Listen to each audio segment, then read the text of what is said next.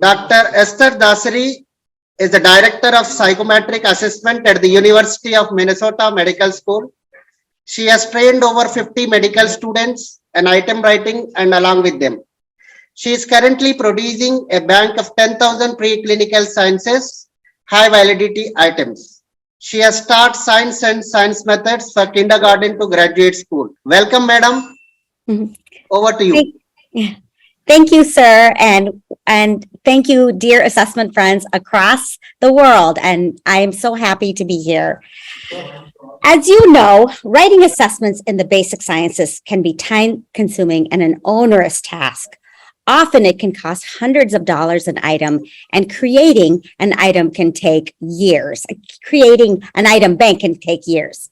Since we are moving towards competency-based assessment, we must not waste time.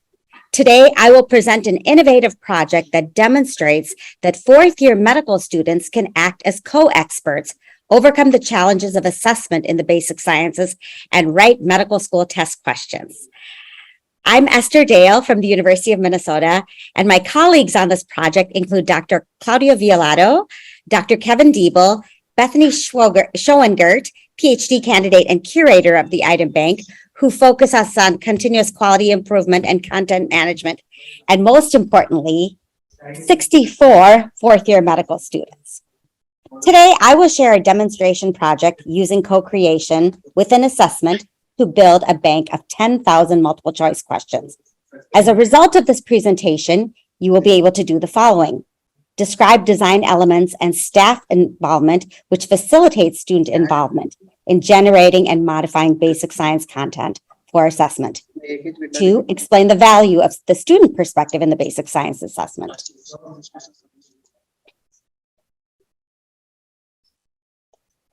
In the traditional 2+2 U.S. medical school curriculum, a student, after receiving a BA or BS, matriculates into medical school. That student spends 2 years learning the basic sciences and then 2 years applying it in a clinical context.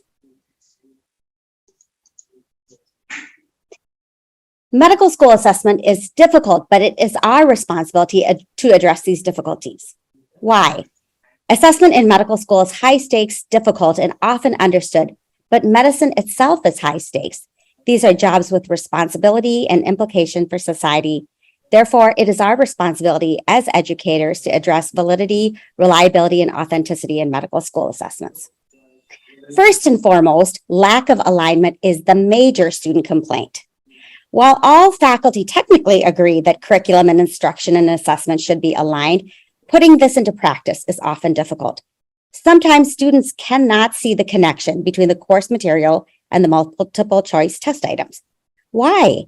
Faculty often have an implicit framework of the links between their lecture content, but they may not make this explicit enough. Students who cannot deduce that framework fail to see the alignment. As assessment people, we are concerned about response process validity, which is the extent to which the action and thought processes of a student demonstrate that they understand the construct in the same way as the faculty do. If the students and faculty have different understandings, this could be a threat to validity. Another problem is a lack of student ownership. Medical student researchers have posited, and they've really spoken about the idea of co-production or co-creation. They said that the relationship between patients and providers, the relationship between the learner and the teacher, require the integrated experience of both, each nested in the context of their own system, community, and society to optimize incomes. While we talk glibly about the idea of co-creation or co-production, it's never really discussed in the context of assessment.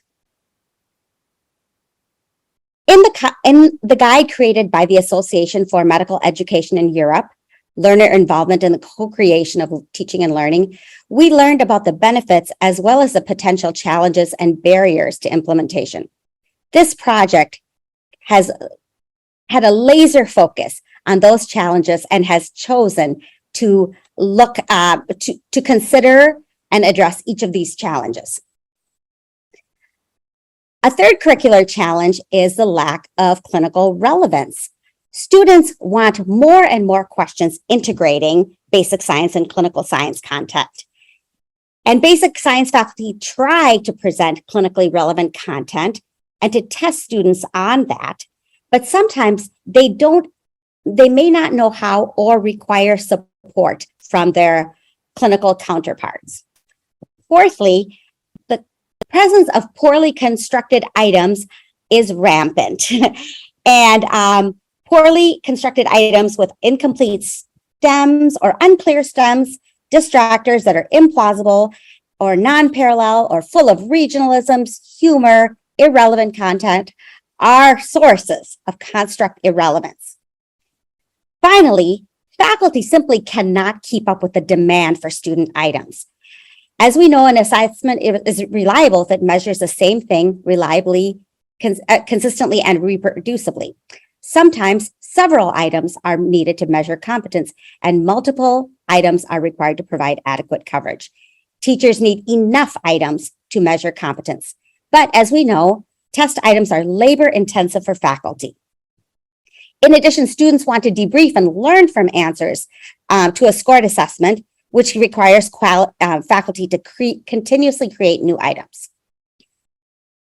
So as we move forward, this is a question that just plagued me.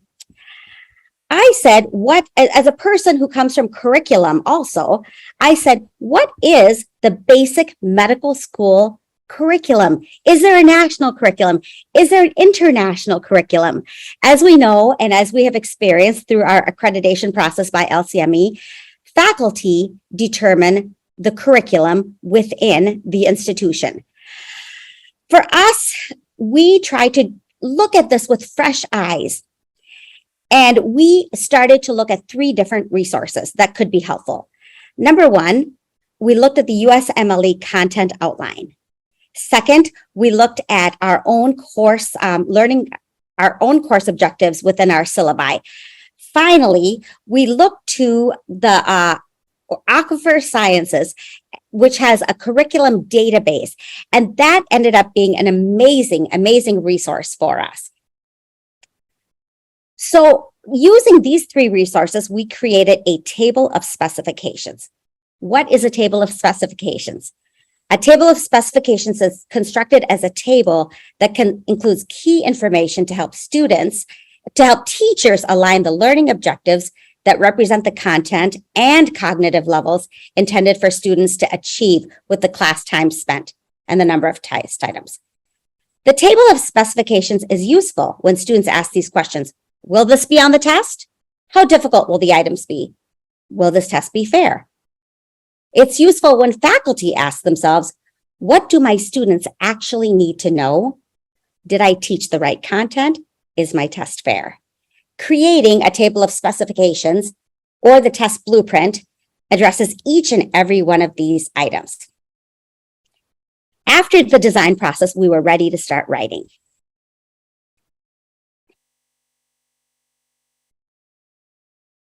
You may ask, you as experienced faculty might ask, are MS4s truly qualified to write test questions? As you know, over the course of medical school, students answer thousands of questions, from course exams to practice questions to national board exams. By the end of their 4th year, broad medical knowledge has hit its peak. What are they missing? Students are simply missing formal training in item writing. As a part of our project, students underwent a writing training course, and the medical school offered that type of training that is usually available for faculty members, but in even greater depth to students. And then, as with so much that's done with medicine, students had to learn by doing. Our item writer training included the following items. First, we taught them foundational assessment knowledge and described their role as this wonderful liaison between faculty and novice students who are 1st or 2nd year students. We discussed their experience and their frustration with poor assessment items. And we provided didactic training on assessment best practices and item writing guidelines. And then we allowed them to practice. We gave them a training test written by me and my assistant dean, Dr. Violato, which gave them 12 tips for writing effective multiple choice questions. The difference between doing this with faculty versus students is this.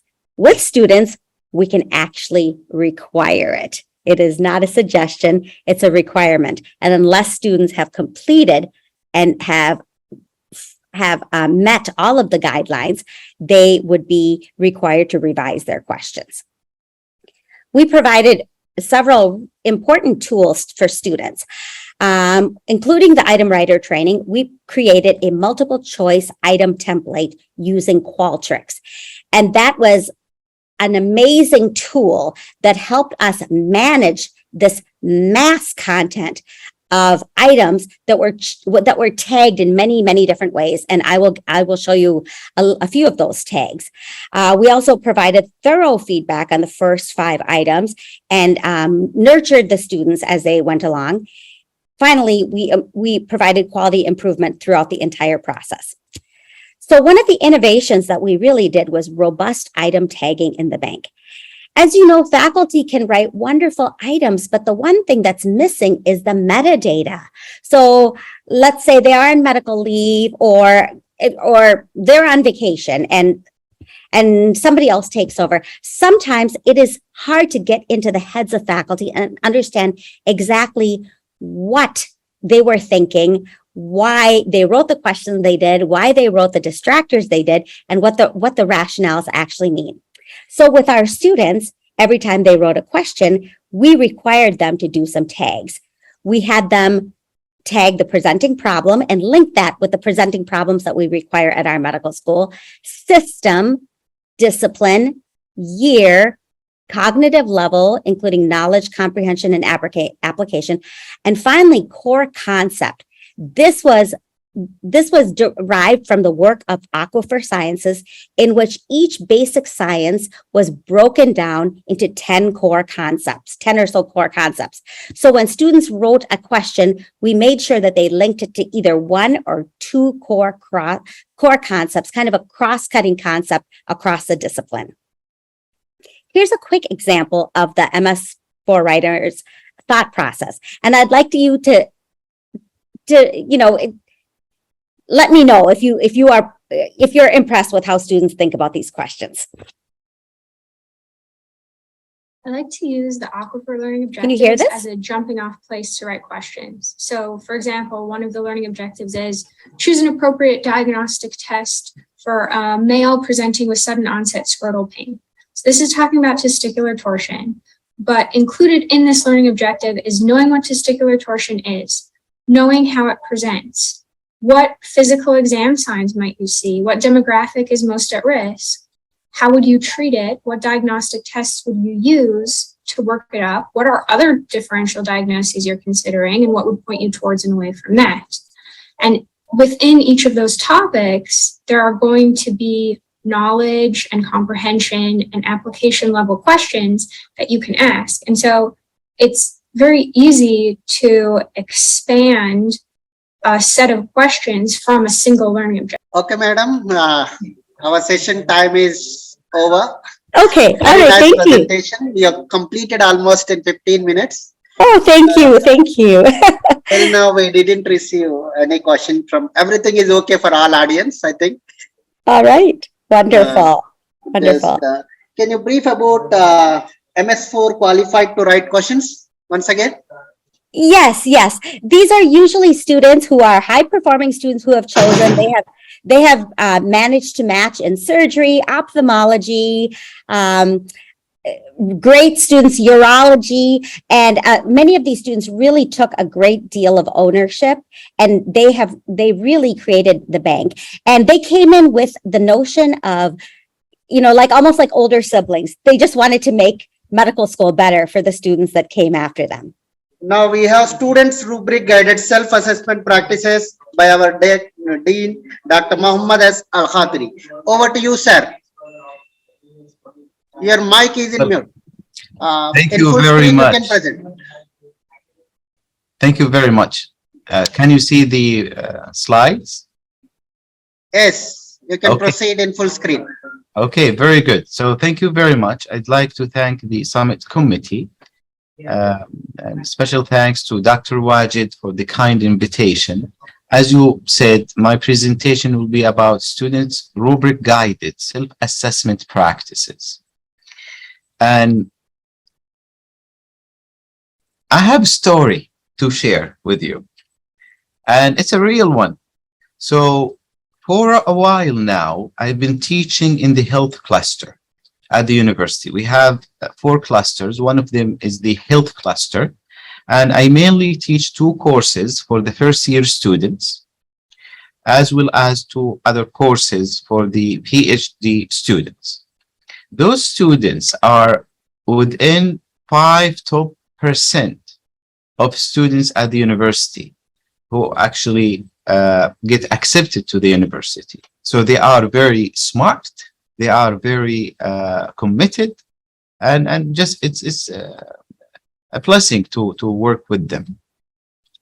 After each assignment, my students would come to me with many questions. And you may think this is good, but wait for it.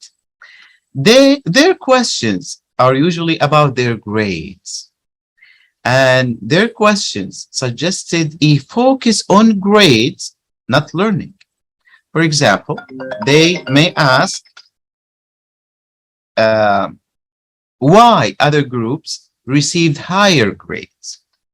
And students would express that they feel they deserve better grades.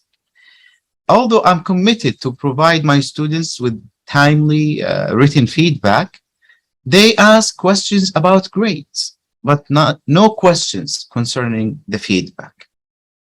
So after discussion, I learned that students did not read my written feedback, which I gave on each assignment. They didn't discuss what they learned or need to learn in order to improve their skills and, of course, grades.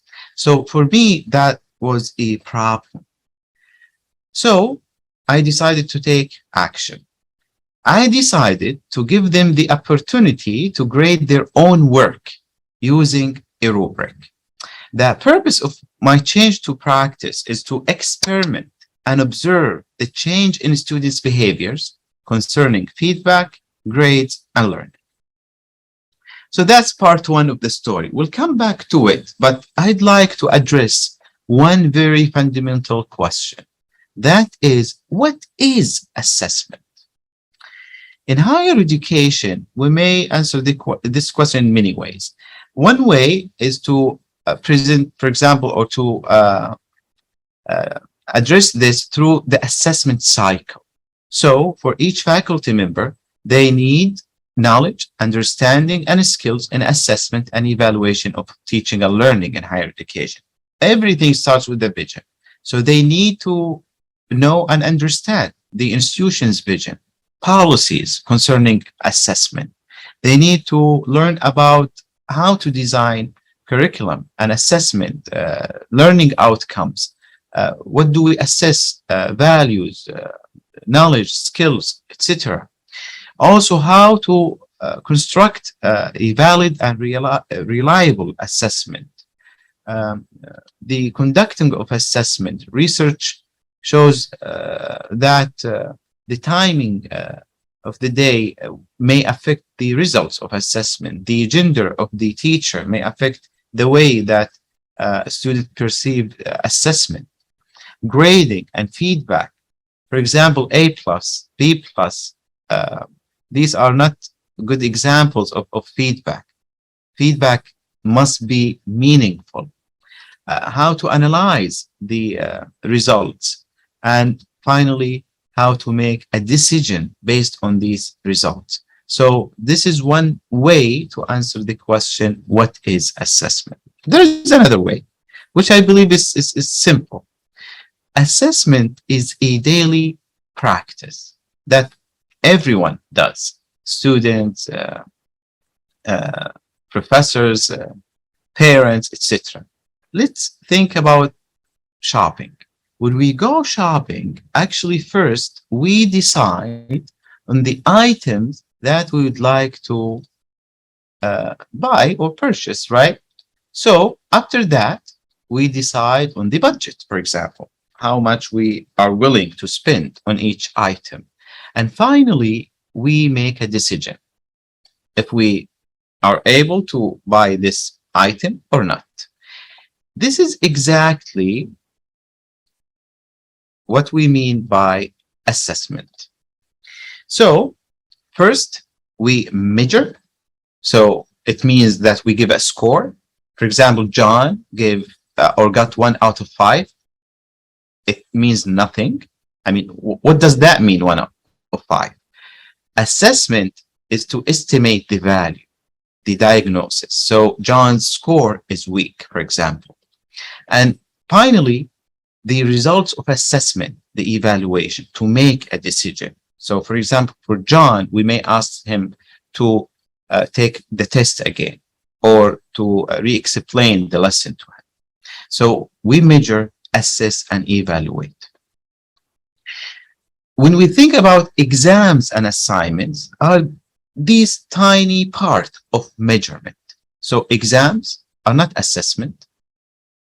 Assignments are not assessment. They are only tools that we use to measure, assess, and evaluate students' learning.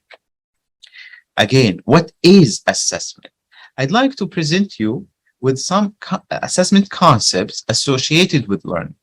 One is assessment of learning, assessment for learning, and assessment as learning. I believe the first two are very common. Assessment of learning is the summative assessment. So it's assessing, learning at defined key point of learning a process. For example, by the end of the unit, by the end of the semester, etc. Assessment for learning is the formative assessment. So it takes place throughout the learning process to learn about the student's level on each key point also throughout the learning process. It's the formative assessment. However, assessment as learning, I believe, is less common, and where it occurs when students are their own assessors. So they assess themselves, and it requires students to ask questions about their own learning. It requires students to perform peer assessment as well as self-assessment and reflection. So they take responsibility of their own learning. However, there is an issue. The challenge is what's called the subjectivity of assessment. So what does that mean? It means each person may have their own judgment when it comes to assessment. For example, if I show you these paintings, you may prefer one over the other. If I ask 10 people or 100 people, they also may have different opinions about it. You may have different opinion about how much you would pay for one painting. This is the subjectivity of assessment. So sometimes about the person's background or where they stand from the matter in hand. So to over this issue, we have to create what's called rubric. And to understand the reason for rubric, we need to understand that learning outcomes, there are plenty of types. There are the outcome-based, skill-based, product-based, and the assessment methods, there are selection, match, supply, product type of assessment methods, performance, and finally scoring methods, assigning points or using a rubric. When you use the traditional way of assessment, you may use selection, match, and supply, which won't work if you use outcome-based type of learning outcomes, or if you require your students to perform something or to produce or create a product. Therefore, you can't just assign them points. You have to use a rubric so they know what the criteria is, what to do to get, for example, the a specific score based on certain criteria. Okay, so what does research say about rubric? For example, in this study, meta-analysis study of 21 other studies about rubrics, answered two questions. Does the use of rubrics enhance the reliability of scoring? The other question is, does the use of rubrics promote learning and or improve instructions? And the answer is yes. So we should use rubric. Why is this important? As changes in approaches to education from objective-based to competency-based to outcomes-based. Also, there is changes in assessment from behaviorism to cognitivism to alternative assessment.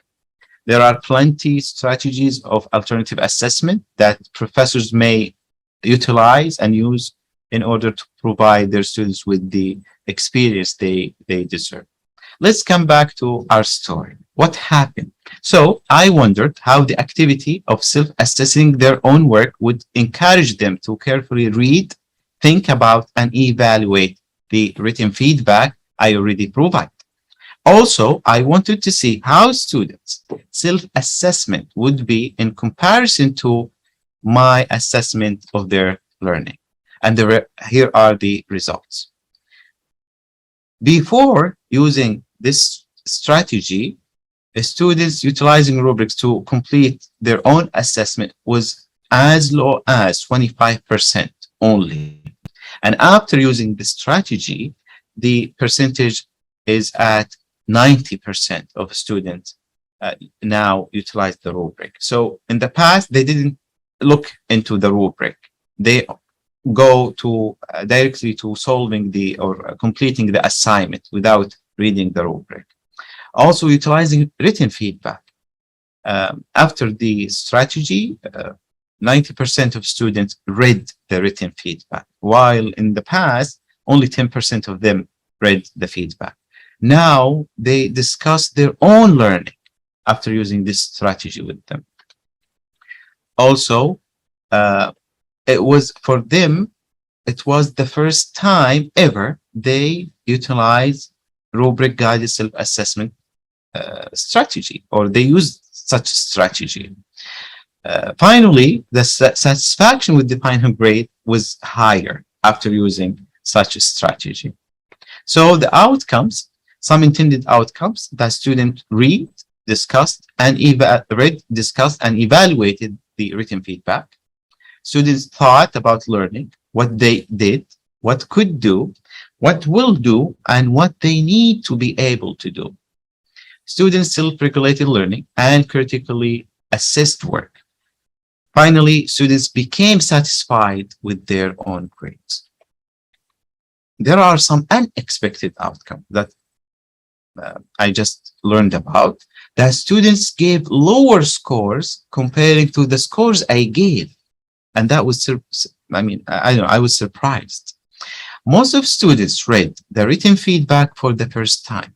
So in the past, I provided them with the written feedback, but they never read it. So I would highly recommend that you as a professor, that you use what I call students rubric-guided self-assessment practices. You allow students to assess themselves based on a rubric that will allow you and them to achieve assessment for learning. So students will focus on learning and get feedback on learning. And also to achieve assessment of learning. So students will assess against outcomes or rubrics, as well as student assessment as learning that student will achieve through self-assessment and being responsible about their own learning. Finally, as John Dewey said, learners need to experience what is being learned in order to truly understand it. Thank you very much. I try to be within 15 minutes. I believe now it's 15 minutes. Thank you. Great, sir. It's exact time. I think you have given more number of presentation and most number of summits and all these things. Thank you, sir. Thank you for your presentation. Here in the question tab, we do have small questions about the relationship between measurement and assessment. Yes, yes, very good. So in general, when we say assessment, the term means or refers to assessment and evaluation. So when you say evaluation, it means assessment and evaluation. When you say assessment, it means both. However, so it has the same meaning. When you say both terms in one sentence, now they mean different things. So measurement is only to give a score. For example, let's say somebody's score on IQ, for example, score is 120. What does that mean, 120? It means nothing. But we need to assess it. So now it has a meaning. So let's say 120 is average, or maybe above average or below average. So measurement is to give a value. That's it. Assessment to give a meaning to a value. Evaluation is to decide based on the assessment that you did. So the decision that you made. Yes. Thank you, sir. Thank you for your answer. You can wait. You can mute, sir. Okay. Thank you very much. Thank you for your presentations.